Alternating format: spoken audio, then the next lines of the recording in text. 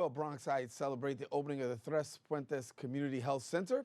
The center offers primary care for adults, children, and seniors, along with foot care, nutrition, as well as social services and on-site lab services. Our Bronx reporter Stephen Powell was on the scene, and he brings us our story right now. Urban Health Plans celebrated the grand opening of their new facility, Tres Puentes Community Health Center, located in the South Bronx. As site manager Jeanette Melendez highlighted some of the services offered by the center. At this center, we'll be providing primary care for adults, seniors, and pediatric, as well as foot care, nutrition, and social services. Dr. Richard Torres, Associate Medical Director for Community Public Health, shared an important message with Bronx residents concerned about being denied medical services due to a lack of health insurance. We see everyone. We have a sliding scale fee so that if they're uninsured, one thing we do is we try to get them health insurance, but if they're not able to get it at this point in time, there is a sliding scale with a minimum fee, which at this time is $15. We do not turn away any patients. Dr. Torres and Jeanette Melendez spoke about the health disparities faced by residents of the Bronx compared to residents living in other boroughs and emphasized the importance of the Tres Puentes Community Health Center in addressing those various health concerns. More so than other boroughs in New York City, the Bronx has one of the highest rates of asthma, one of the highest rates of diabetes. Obesity is epidemic. There's a lot of mental health and behavioral health conditions in the Bronx. The South Bronx tends to have a high population for diabetes and asthma, as well as hypertension. The Tres Puentes Community Health Center marks the 11th medical facility opened by Urban Health Plan, who remain committed to providing quality, affordable, and comprehensive health care to the residents of the Bronx. Reporting for BronxNet, Stephen Powell. And thank you, Stephen. Maestro has organized a Puerto Rico earthquake relief drive in the wake of a 6.4 deadly magnitude quake striking the island on Tuesday, January the 7th.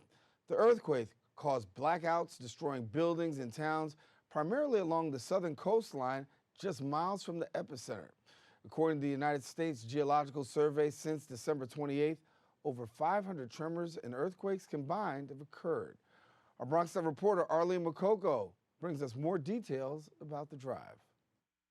They wasted no time in collecting canned foods and other emergency relief items just days after a deadly 6.4 magnitude earthquake rattled Puerto Rico on Tuesday, January 7th, causing power outages and destroying buildings. Setting up boxes for donations 4 days later, as aftershocks continued, were volunteers here at El Maestro's Boxing Club on Southern Boulevard. They were guided by founding owner Fernando Ponce Laspina, who opened his doors to help his friends and neighbors to the south.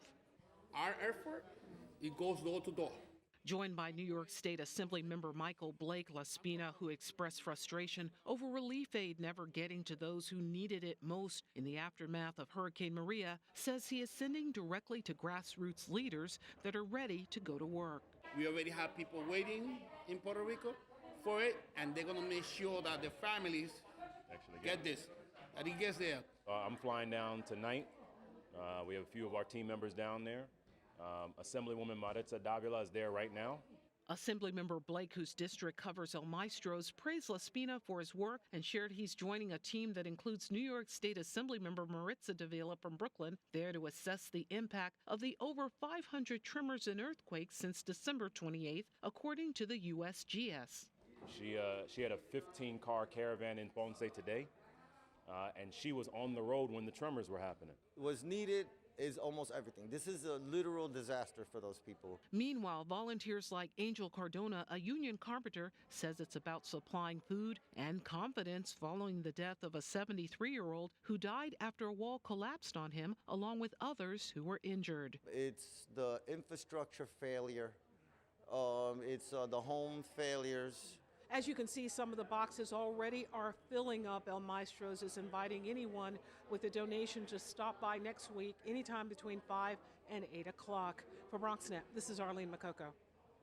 And thank you, Arlene. That's all the time we have for our Bronx updates. We want you to stay tuned because we're taking a quick break. But when we return, we're going to talk to attorney David Lesh about some new laws right here in New York. Stay tuned. We'll be right back.